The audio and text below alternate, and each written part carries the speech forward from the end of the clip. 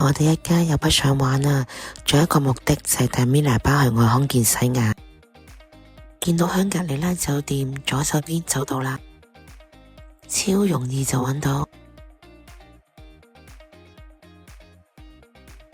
前台服務員好細心咁講解，填好資料就等洗牙啦。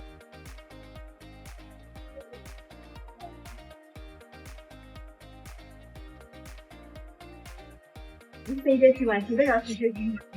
開始洗牙。你知道那哪个病？你才能接下来？啊，咬着他那个。爸爸個口型臭唔臭啊？臭。只出香港一半價錢就有咁好嘅服務質素同效果，返到香港都會推薦俾身邊嘅其他朋友。